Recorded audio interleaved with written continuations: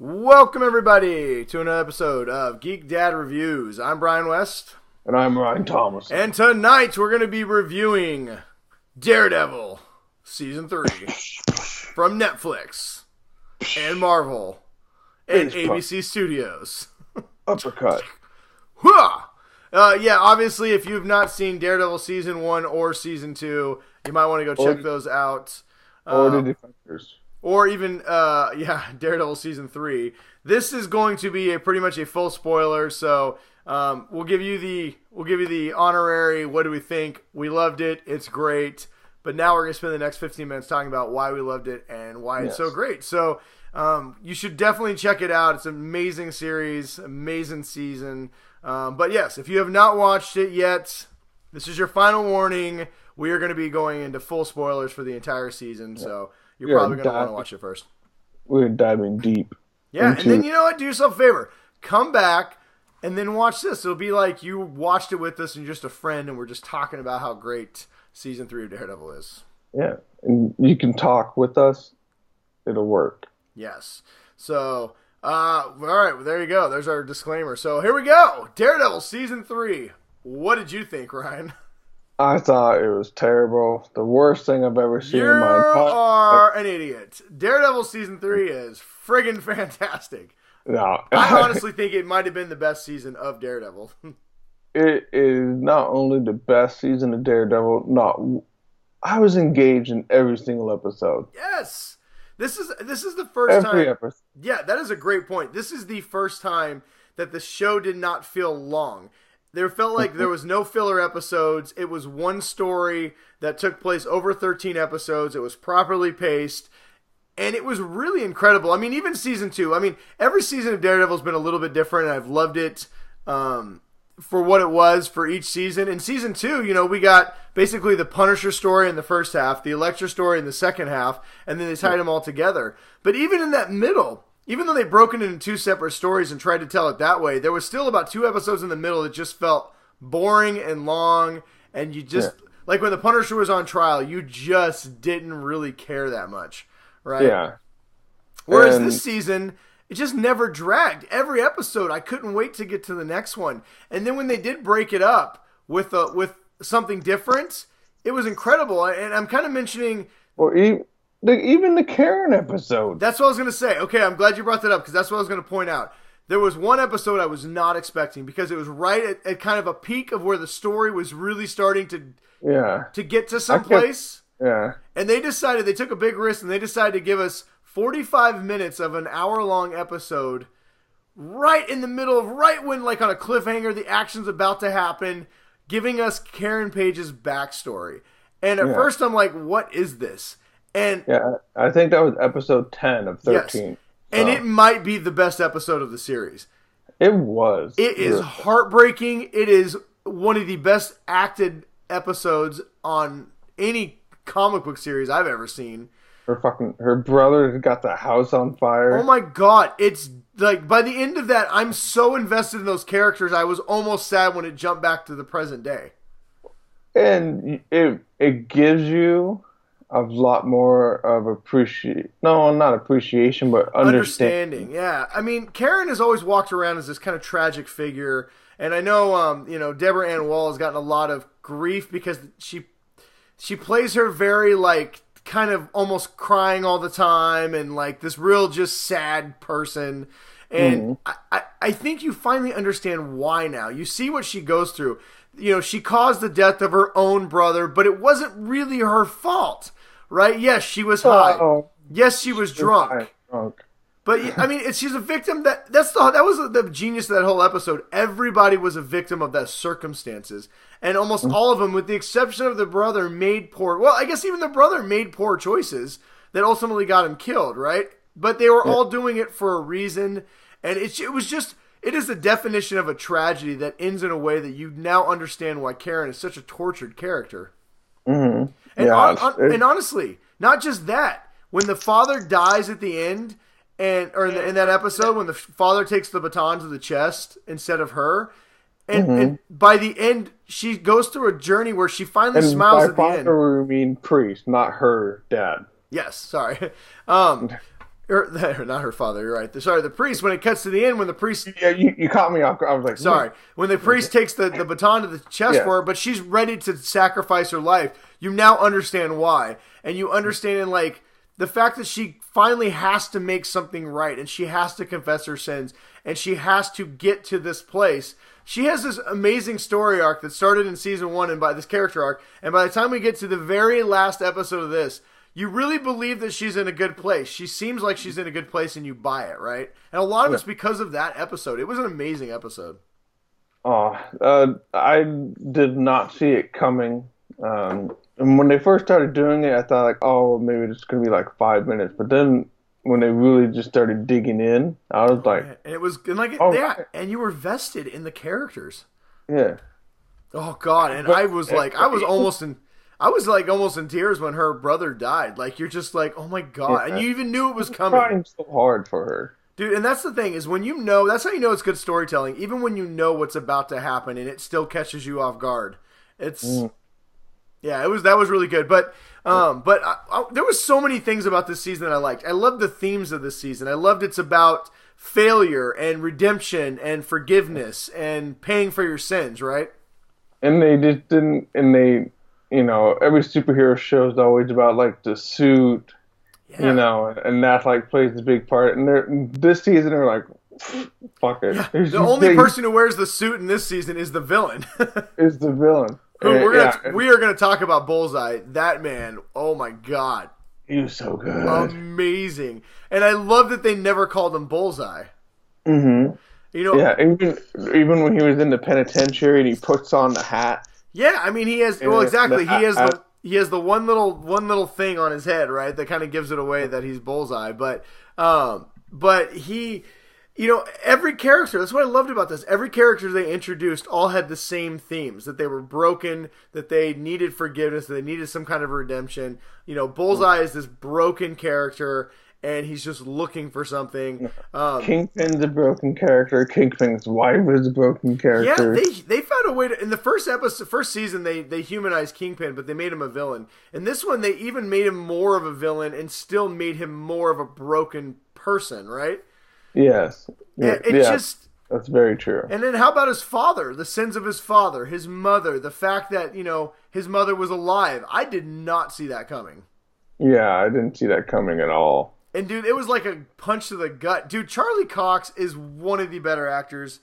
He does not get enough credit. He is so good in that moment when he hears his mom confessing that she's his mother. Yeah, so and then it ends. So did you see that coming? No, I did not see that coming at all. I thought his mom was dead. I mean, they never even mentioned her. The nun that had been taking care of him this whole time. And I loved. And even like when he was a kid, taking care of him, but still never told him. Was his mother. Dude, that was brutal. Like I said, that's what I love this season. Every character was integral, and every character got its own story, right? Like we saw what happened to his mother. I love that we got to see more of his father in this. And I also loved how they had the characters in his head. They were like his different voices. Wilson Fisk, his father, people in his life. Yeah, I really liked how they did that too, especially with what they did with Fisk, like having him just like kind of like he was in his head, taunting him, and stuff like that, just pushing his buttons, like, but it's just him, it's his own self pushing the buttons. Yeah, exactly. So. Well, and also the feeling of the show does a great job of feeling of hopelessness, right? Like. You just can't win. And what do you do when you're pushed against the wall? Like this show is all about who you are as a person, breaking these characters down, pushing them to their limits and seeing who they were at their cores, right? And what they would do with those choices. And I love at the end when Daredevil wants to kill Wilson Fisk and then he realizes like in other seasons people, Karen and Foggy, they would save him. In this one he had to save himself. He had to get to that point and know who he was, right? Yeah, and Fisk wanted to kill him. He did. And that's what I love. All these characters are tragic stories. It's so good. But just like that fight scene at the end with Matt Murdock and his, not Daredevil, but then Bullseye coming in with the Daredevil suit, just fucking murdering And can everybody. I just say, I prefer the black Daredevil suit with the ropes around his like Muay Thai ropes. That shit was awesome. Yeah, it looks pretty cool. Yeah, but no, that fight scene, the choreograph, the fight, and all the fight scenes in this are amazing. Another character I did not expect to like, but by the end, man, I just felt for another tragic character was the FBI agent. I don't remember his name, but Raheem or something. Or... Yeah, but they set him up in the beginning. Like, it just shows how good the show did a great job of showing how Wilson Fisk really was the kingpin and how he was always 9 steps ahead. But then you have this tragic FBI character who wants to be a good person and slowly finds himself snared in Wilson Fisk's trap that ultimately cost him his own life. But even at the expense of his own life, he does what he falls and he has to find forgiveness and he has to be true to himself, even though he knows it's going to kill him. Like I said, the themes in this season were so strong and they reverberated through every character, which is why I think this season was so much more compelling than every other season. And I can kind of understand, as we've been talking about it, why they did not cross over any of the other Marvel characters. Yeah, there was no. I mean, I think they name dropped Jessica Jones once, but they did not. Yeah, at the very, very end. And I'm glad they didn't. Final scene. Yeah, this was a personal story. This was a story about Matt Murdock, his friends, the people around him, and Wilson Fisk, right? And honestly, Bullseye. Can I just say at the end real quick? So let's talk about Bullseye for a second. Oh my God, what a great villain! First of all, you feel for him because he's broken, but by the end, you're just like this. And I love that Matt Murdock basically recognized that he was a loose cannon, and if he could turn him into a weapon, he could just cause chaos. When dude shows up with his dead girlfriend in the car, dressed as Daredevil, his frozen dead girlfriend, and he just has completely lost it. And I love how they did his abilities. Right? They never really made a thing about it. Like, if you watch the Daredevil movie, he always hits the target. Yeah, if you watch the Daredevil movie, it's always slow motion and super over exaggerated. And this, he's just like, listen, I know I can throw this baseball off of there, and it's going to bounce 3 times and hit you in the head, and he just does it, right? Yeah, and when he's ricocheting the bullets, trying to hit him around the corners. Yeah, and everything's a weapon. That first fight scene, they had some amazing fight scenes in this, but the first time they meet at the Bulletin is incredible because Daredevil doesn't know that Bullseye is great with, and so he's just chucking pencils at him, and he's getting pencils stuck in his legs and his arms. He's like, what the hell? Yeah, what? Yeah. So good. And I loved how they used so much of Matt Murdock's other senses in this, other than just his ability to fight, his hearing and how, they really explored him as a character and his powers in this, I thought, even better than they had in the past. He's not just a ninja. Trying to rebuild himself up in the bottom of the church, Well, yeah, and like I said, he starts... he's like...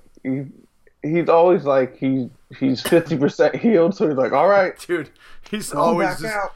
Yeah, I did like how he didn't just show back up and have all his powers. It took him a little while to get there, But, I mean, he started as a broken character who just wanted to be the devil of Hell's Kitchen, and by the end he realized that, he had to be Matt Murdock, right? That's who he was. And so, like I said, I think the story arcs in this were amazing. Every person got something to do. Even the new characters that you didn't even care about as much in the beginning, by the end, you gave a shit about their We got a stories. lot more Foggy. Oh, and we got a lot less whiny Foggy. That's what I loved about Foggy. In the first couple seasons, he was really kind of a wet blanket, like, no, Matt, don't do this, don't do that. Oh, Matt, no, Matt, oh, Matt. And this one, he was much more of a, like... I'm a super powerful lawyer now. Yeah, he had much more purpose and much more conviction of who he was. He was a much better character in this season. Yes, I liked his character a lot.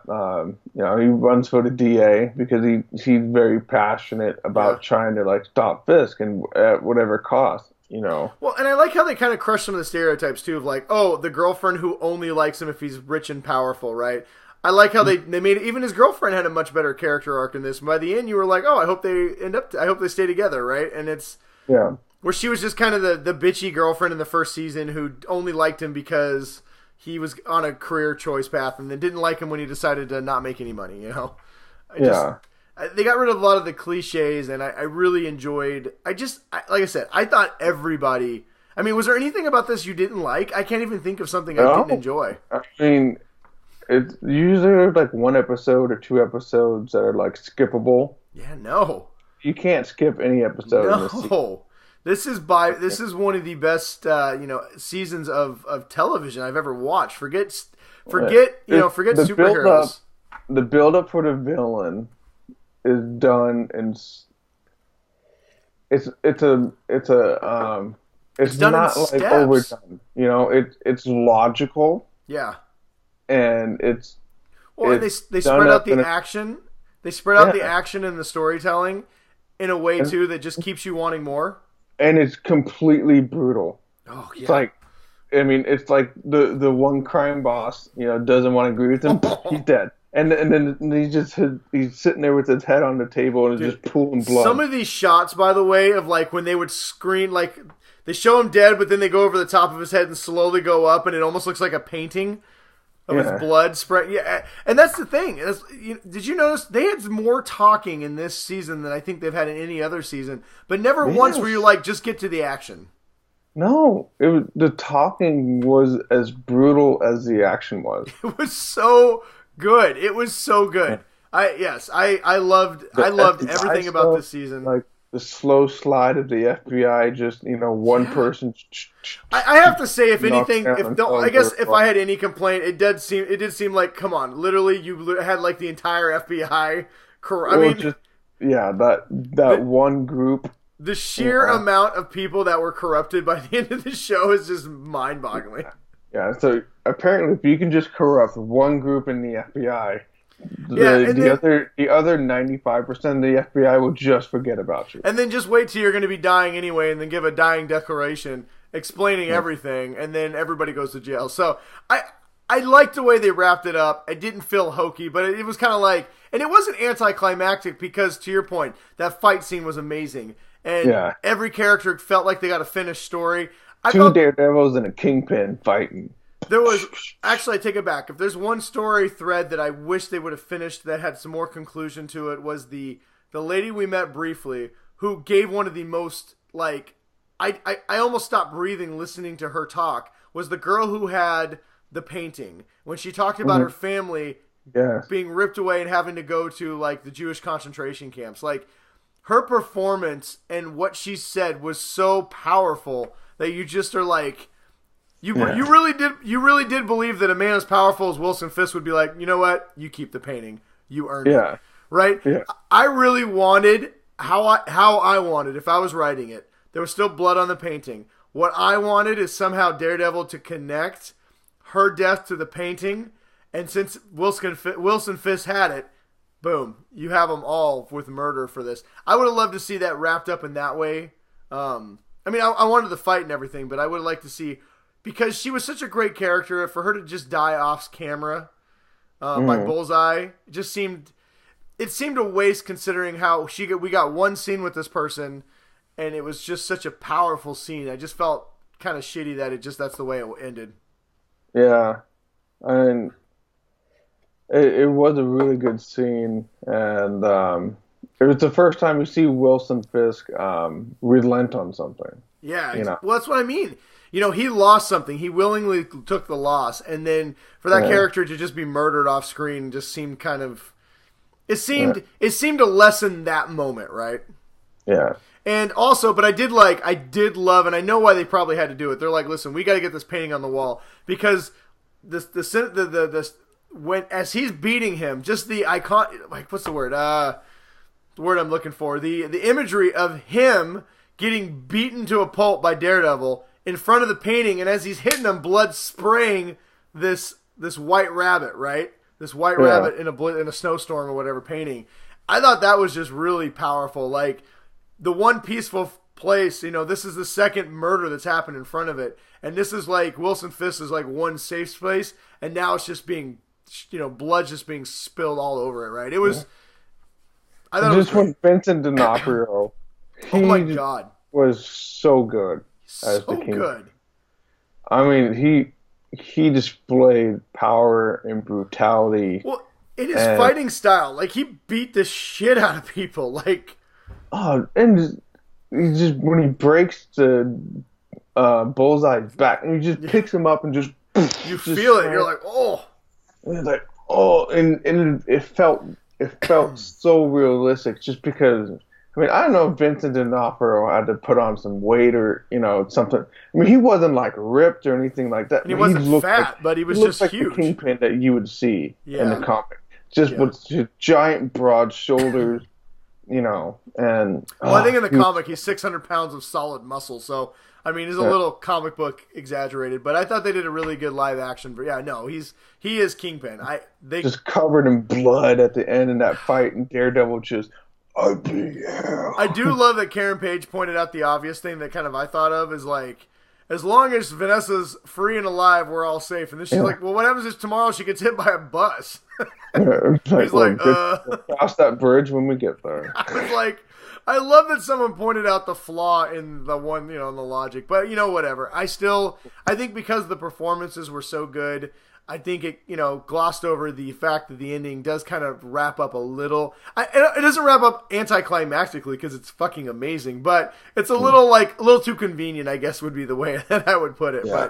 But whatever, man. It's great show. Oh yeah, amazing great season.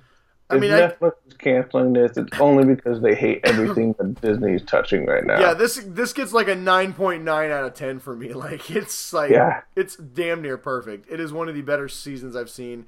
And the Karen Page episode gets a perfect 10. One of the best hours of television I've watched in a long time. Yeah, it's my favorite season out of all the Marvel TV shows. Oh, yeah. I mean, it's up there with my favorite comic book season of ever, period. Of any show. It's amazing. They tie up the Kingpin. Well, I mean, he still technically can be a factor, but well, yeah, they tie up everything from season 1, 2, and 3 into a nice little bow. Leave you a little bit extra with Bullseye as a villain proper, maybe next season. And he's a compelling villain, so I'd love to see him next season. And there better be a next season. That's all I'm saying. Netflix, if you watch this review, you better renew Daredevil for season 4. It is freaking amazing. If you don't, we will be very upset with you. Very upset. Ryan will wear a red suit, and I will wear a black suit, and you will be the Kingpin. Metaphorically. I mean, you know what? We have no fighting skills, and we're not going to show up and try and beat you up. But, metaphorically, I do have a blind cane. We will do it on the internet. We'll metaphorically beat you up on the internet. We will verbally abuse you. Verbal. Whatever. Anyway, just renew the show, and we don't have to worry about any of these negative things. But I don't know. Any closing thoughts before we get out of here? No. Go watch the 3rd season of Daredevil. Well, I think we're in complete agreement. The Geek Dad Report strongly recommends that you should watch Daredevil season 1, 2, and 3. If you don't, thumbs up. What are you doing with your life? We're gonna give this 2 horns straight up. Ooh. I'm going to give it 1 nun mommy. Jeez. Whatever. All right, man. Thanks for watching, everybody. Thanks for spending some time with us. And until next time, stay awesome. And stay nerdy, everyone.